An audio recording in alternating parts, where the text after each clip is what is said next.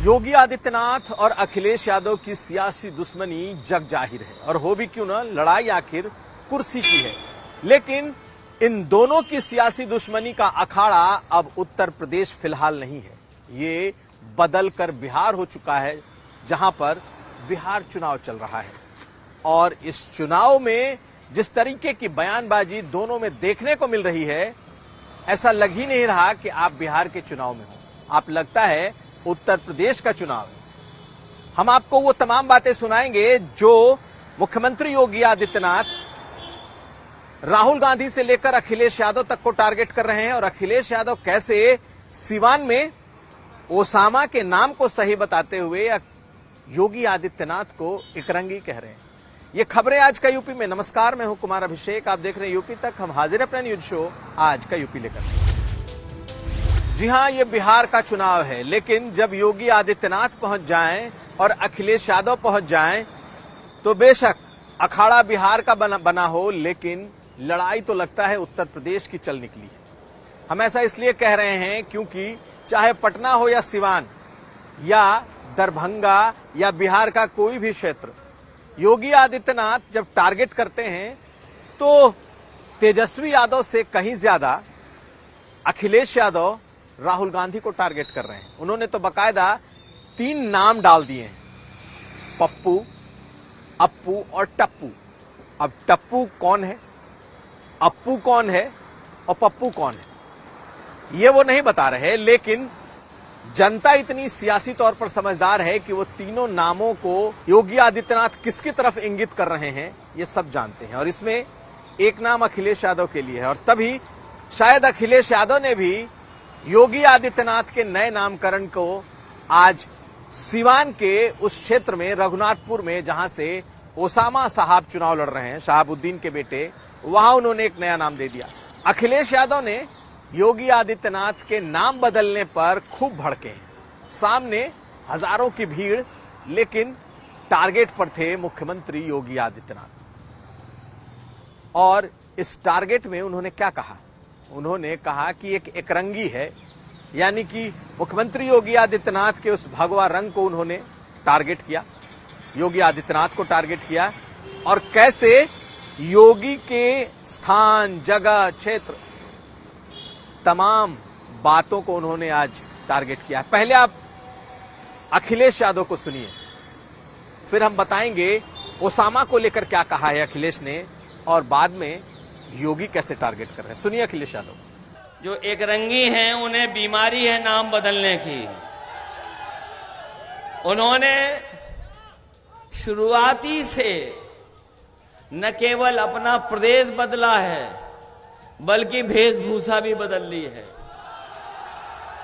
जो लोग जानते होंगे वो नाम भी बदले हैं, अपना काम भी बदले हैं, पार्टी भी बदले हैं, चुनाव चिन्ह भी बदले हैं। और इस बार बिहार में आप बदलो, यूपी में हम लोग बदल देंगे उनको। तो अखिलेश यादव के भड़कने की एक वजह भी है। दरअसल मुख्यमंत्री योगी आदित्यनाथ 3 नाम बोल रहे हैं अपने हर सभा में। वो पप्पू, टप्पू और अप्पू बोल रहे हैं।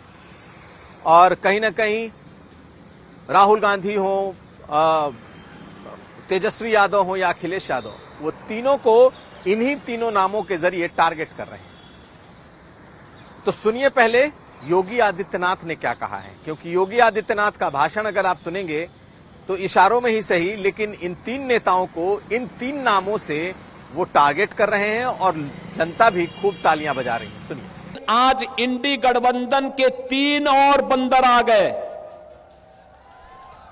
ये 3 बंदर पप्पू, टप्पू और अप्पू के नाम पर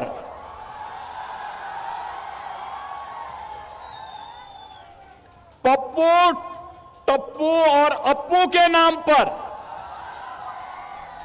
पप्पू सच बोल नहीं सकता, अच्छा बोल नहीं सकता, टप्पू अच्छा देख नहीं सकता और अप्पू सच सुन नहीं सकता। तो ये लड़ाई, इन दोनों की लड़ाई अब उत्तर प्रदेश से खिसक कर बिहार पहुंच चुकी है। लेकिन ये लड़ाई की शुरुआत ऐसे ही नहीं हुई। इससे पहले जब योगी आदित्यनाथ सिवान के रघुनाथपुर में थे, जहां से ओसामा साहब चुनाव लड़ रहे हैं, शहाबुद्दीन के बेटे, तो उन्होंने एक बात कही थी और उन्होंने कहा था कि ओसामा का जैसा नाम है वैसा ही काम। अब उन्होंने इस नाम को कह के ओसामा बिन लादेन की तरफ इशारा किया था और उससे ओसामा साहब को जोड़ा था। लेकिन अखिलेश यादव ने ओसामा को लेकर क्या कहा, इसका जवाब आज अखिलेश यादव ने दिया जब उन्होंने कहा कि ओसामा नाम तो बहुत बढ़िया है। तो पहले सुनिए अखिलेश यादव ने ओसामा नाम को लेकर क्या कहा और कैसे ओसामा साहब को ओसामा बिन लादेन से कहीं न कहीं जोड़ने की मुख्यमंत्री ने कोशिश की थी। दोनों आप बयानों को सुनिए। वैसे तो नाम ओसामा बहुत अच्छा है,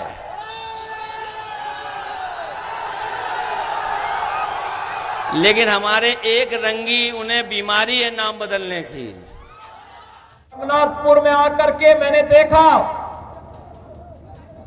कि आरजेडी ने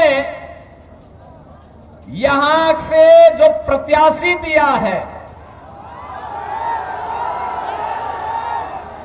वो अपनी खानदानी आपराधिक पृष्ठभूमि के लिए इस पूरे क्षेत्र नहीं, देश और दुनिया में कुख्यात रहा है। नाम भी देखो ना, जैसा नाम वैसा काम, जैसा नाम वैसा काम।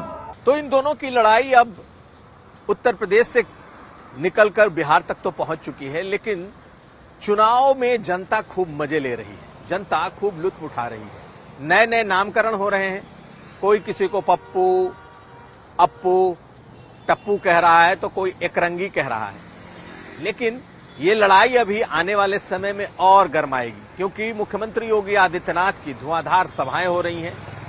सड़कों में पर रोड शो से लेकर नुक्कड़ सभाएं तक योगी कर रहे हैं और वैसे ही अखिलेश यादव का भी अंधाधुंध प्रचार इस वक्त बिहार में चल रहा है। तो तेजस्वी के बाद सबसे बड़े स्टार कैंपेनर के तौर पर कोई दिखाई दे रहा है बिहार में तो अखिलेश यादव दिख रहे हैं, जिनका अपना तो एक भी कैंडिडेट नहीं है, लेकिन महागठबंधन के लिए उन्होंने अपनी पूरी ताकत झोंक रखी है। इसीलिए कहते हैं कि जब योगी भी बिहार में, अखिलेश भी बिहार में, तो लड़ाई उत्तर प्रदेश की भी बिहार में ही सिमट गई है। अगली खबर। और अब बात उमा भारती की। उमा भारती इन दिनों उत्तर प्रदेश में बेहद सक्रिय है। पहले कुछ दिन पहले वो झांसी में थी, कल वो प्रयागराज में होंगी, जहां एक बार फिर वो संगम में 5 डुबकी लगाएंगी। हालांकि उनकी यात्रा आध्यात्मिक, सामाजिक है, लेकिन उमा भारती की चर्चा इसलिए क्योंकि उमा भारती 2029 को टारगेट कर रही हैं और 2029 में उन्होंने अपनी इच्छा जताई है कि वो वाराणसी से पार्लियामेंट का चुनाव लड़ना चाहती है। अगर पार्टी उन्हें पार्लियामेंट लड़ाना चाहे तो वो लड़ने के लिए तैयार है। यानी कि उनका 14 सालों से ज्यादा का वनवास 2029 में सियासी तौर पर खत्म हो सकता है, ऐसी उनकी इच्छा भी है और उनकी बातों से लगता भी है। इसलिए उमा भारती इन दिनों उत्तर प्रदेश में है और उत्तर प्रदेश में लगातार अलग अलग माध्यमों से अपनी यात्राएं, अपनी सामाजिक कार्यक्रम वो कर रही हैं। लेकिन निशाना कहीं ना कहीं उनका सियासी हो सकता है और ऐसा लगता है कि अब एक बार फिर वो सियासत में, सक्रिय सियासत में अपने कदम रखेंगी। तो ये था आज का यूपी। हम कल फिर हाजिर होंगे। आप हमें दीजिए इजाजत। देखते रहिए यूपी तक।